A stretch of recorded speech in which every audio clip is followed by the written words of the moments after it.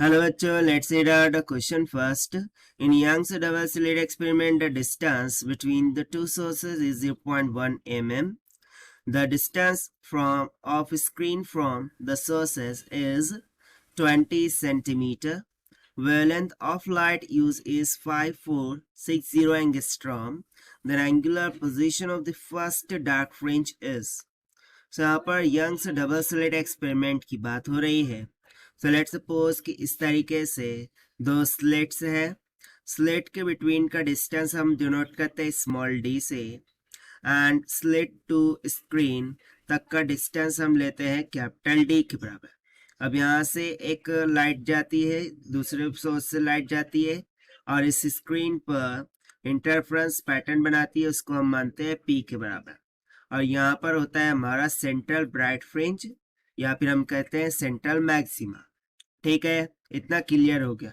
So according to question small d का मान हमें दे रखा है 0.1 mm के बराबर. कैपिटल डी का मान हमें दे रखा है 20 ऑफ सेंटीमीटर के बराबर. एंड लैम्डा यानी कि जो लाइट है उसकी वेवलेंथ वो हमें दे रखी है 5460 एंगस्ट्रॉम की इक्वल. ठीक है.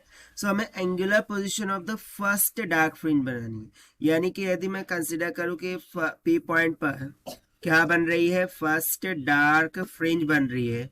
सो उसका इस सेंट्रल ब्राइट फ्रिंज से कितना डिस्टेंस है, जिसको हम बेसिकली एक्सएन से डिनोट करेंगे.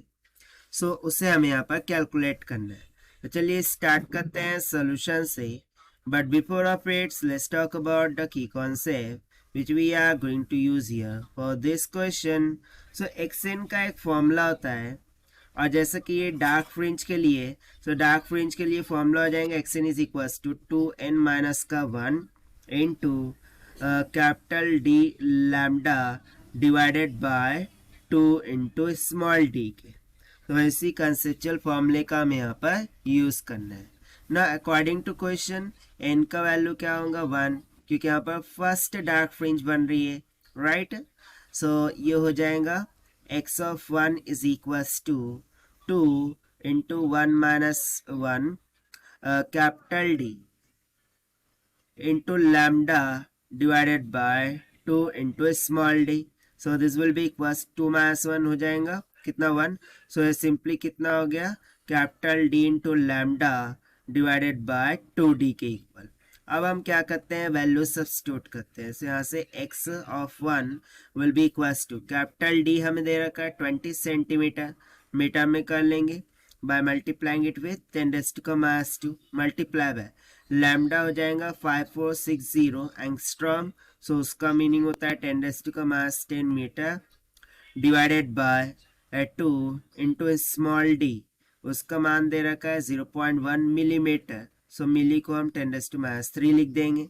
सो जब आप इसको सॉल्व करेंगे so x1 will comes out to be, देखिए 2 10s 20, इसमें से एक चला गया 10⁻1, इसमें से चला गया 10⁻, कितना हो गया माइनस ऑफ 9, और ये 3 ऊपर जाके सब्सट्रैक्ट कर देंगे तो 10⁻6, और ये एक 0 से चला गया 10⁻5, यानी कि नियर अबाउट. ठीक है, नियर अबाउट ये कितना निकल के आएगा हमारा 0.16 ऑफ डिग्री के बराबर. कितना 0.16 डिग्री या फिर 0.16 डिग्री के बराबर. ठीक है, और यही हो गया हमारा आंसर जो कि हमने सॉल्व किया by using the conceptual formula of xn थे. Now let us take the option. So option C will become correct.